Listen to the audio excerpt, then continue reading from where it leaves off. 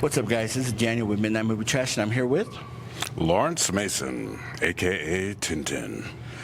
Laurence. Let me ask you, how was it landing the role of Crow for you? It was blew my mind. It's I've done many auditions, but it was the first time I knew it when I went in the room. It's never happened since. So, So you had that feeling. I knew it. Yeah, It. I knew it. I was like, "There's no way anybody did better than me in this," because I woke up in character. Okay, Oh. this was when I was young. It's called method. Yeah, You're in character all the time, and I woke up as Tintin, and I put on a vest with no shirt, walked through the streets. I literally went to the audition in character. And everybody on the train looking at me, and I'm like, "What are you looking at?" Already. Wow. So I walked in, and we did the scene, and I just felt so strong about it, and I knew I had it. So that was it. Wow. Let me ask you, any memorable moments while filming? Of course, the knife business was very concerning because I knew it would come down to that my one scene with Brandon, and I promised myself I would not drop these knives because they would have to cut, and so I obsessed about practicing. Every day I practiced twirling with Jeff Amata, the amazing stunt coordinator, fight coordinator, and every day I would practice, even had a couple of scars to prove it, and that's when they decided, you know what, let's put tape on the blades, so in case, So I practiced like a madman because I said it has to be perfect. You have to believe this guy has been doing this forever, which I hadn't. I mean, I've been doing it for a couple of weeks, but every night, religiously, twirling, practicing, throwing, all different kinds. I mean, for the close-up, we had real knives, and for throwing, we had kind of like a heavy plastic rubber knives, and that's what was a little, what you can practice in your hotel room all you want, but it's much different when you get on the set. And there's rain, and it's dark, and you're cold, and you got to make sure you get it right, or they're going to have to cut. So I was very focused on that.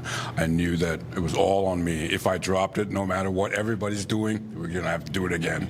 So I was very focused on getting that right. So that's what I remember. Very, very, yeah. That's awesome. Do you still twirl knives? No, I do not. No more knife twirling. In fact, I tried to actually. Jeff gifted me the knives at the end of this shoot, and I was, I was so excited to bring them home. And of course, they didn't let me on the plane with them. They said, "Sir, you cannot take 12-lot knives on the plane."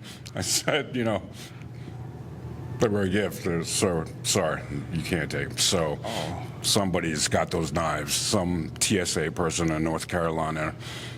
I want them back. Give them back. If I ever see them on eBay, I'm coming for you. Yeah. Let me ask you, the longevity of the film.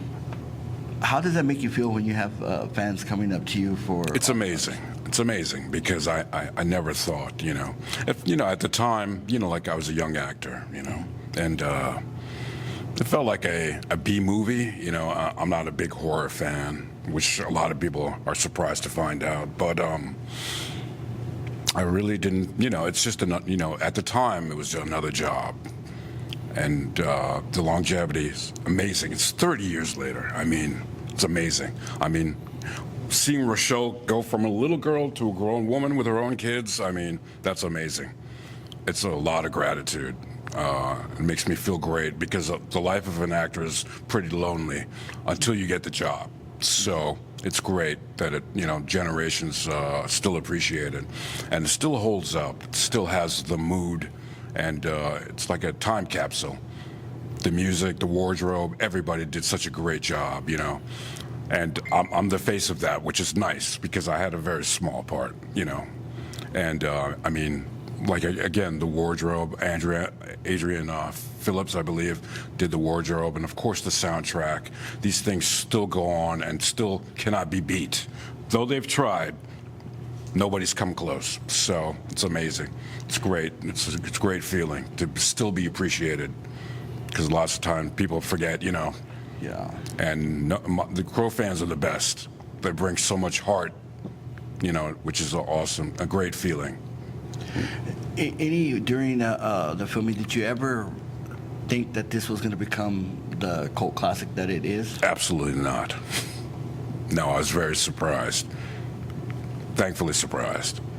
And you could feel the amount of energy and the amount of commitment by everybody. I mean, there wasn't that much acting required. That's when you know it, you're in the zone. Because when you put me with these guys, I mean, we're all tough guys, basically, you know, so you could feel the energy. You don't feel that kind of energy on lots of other projects. So did I know that that would equal what it became? No, I didn't, because I was still a young guy. You know, unfortunately, I got very lucky, and my favorite jobs were the very early ones, Hackers and The Crow. We're very lucky, blessed to be on these projects because they were so much fun, real fun. I mean, really being able to let loose, and the director let us do whatever we wanted. I mean, there's the scene right before we fire it up and we're drinking. I just licked the waitress, which was not in the script. That's what I mean. When it takes over, the character, he takes over. Tintin, he took over. That was me. I would never do that. I didn't ask her, is this okay? And we just, you know, went with it. It's just improvising, you know? And that's when you know you're really in the zone. And it's magic, you know, so the magic transfers. So people, I think, they can feel when something is fake, you know? You can feel when something is not legit. So it's very legit. Just the horsing around, all the tough guy stuff.